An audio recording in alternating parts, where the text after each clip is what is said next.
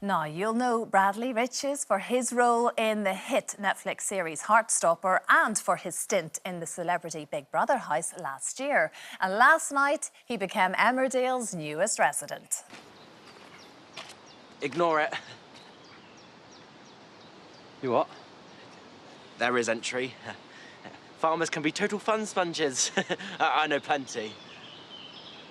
Right, well, cheers for the advice. I'm sure it'll come in dead handy when the local farmer's got his shotgun pointed at me. If they pull out a gun, it's best you leg it. Anyway, lovely to chat, but I've got coordinates I'm due at.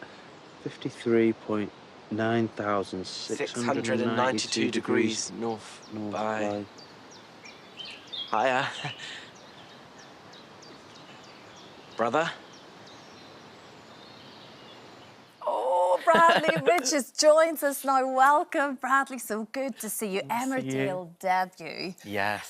Tell us more about your character, Lewis Barton. It's the first neurodivergent character in the Dales ever. Yes. It's a big moment for you and the programme. 100%. I think it's an absolute honour. I think, obviously being a neurodivergent person myself, I've always wanted to tell stories of autistic people, and to be able to do that on such a big show that has so much history it's really, really amazing. I'm very, very grateful to be a part of it. And they're very open to having discussions with you about language and how you would explain certain issues, and that's a big part of why you wanted to do it. Yeah, definitely. I think it's all about having conversations. That's all representation is like seeing parts of yourself on TV, feeling seen, feeling represented, and in a way it's to be having those conversations even behind the screens, not even just telling the stories on the screens, behind the screens, we're moving in the right direction with representation with the neurodivergent community. And yeah, and I'm very happy that the team have asked me, like, how would Bradley say this, and like saying that he's autistic, how would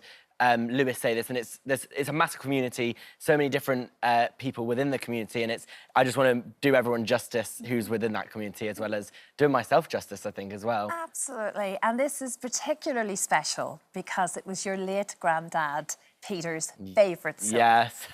This was the one. He used to talk about it all of the time. And here you are starring in something that was so special to him. Don't get emotional. No, but I understand. It's such a lovely, lovely thing. It means so much to all of you then. I think your first day out on that set and you go, yeah, I'm doing this. Yeah, you know? I feel like it was one of those things that was like, he passed away obviously when I was in Big Brother, and then it was like a whole year of like I felt like I didn't get a full goodbye, and then when this came up, it was like, oh, maybe this is him saying you're doing great. This is it, and I've got your back, yeah, and I'm supporting every single thing that you're doing. You took your mum and dad on set with you too.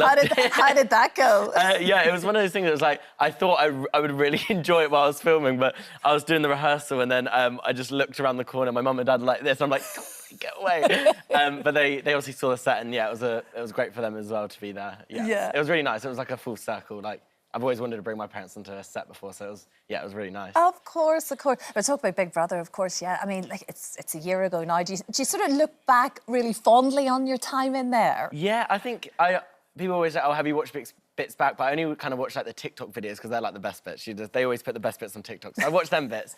And everything else is like, I'd rather just keep it from memory because I had such a lovely time, and everyone in the house was just like amazing people. I was with like I made friends with David Coulson, like all these incredible people within the house. And yeah, I kind of wanted to remember my version of what was the house instead of watching it back and then trying to remember it from there. So. I know what you mean. Yes, exactly. It's all in here. It's all in here, yeah, all the memories. It's all that you need. Because I remember the very moving moment that you talked about your sexuality, autism, all these very personal issues.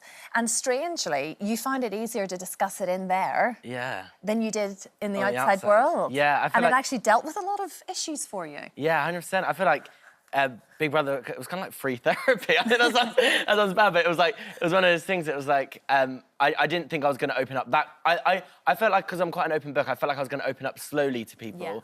But it was like day 3 and we were doing this retreat and I just opened up so easily and I was like, what the hell's going on? Like, this is like, I've never experienced like this before. And yeah, and obviously my family at home then watched that, and then I felt like they saw the true, authentic me as well, because like a lot of the time you don't spend 24 hours with all your family every single day for 3 weeks. So I think they saw a version, well, the real version of me, which was really nice and easier to have conversations that I couldn't have at home type thing. Of course, absolutely, it just worked. I've got to ask you about Heartstopper. I mean, obviously, huge Netflix series, your character James, a character you love playing.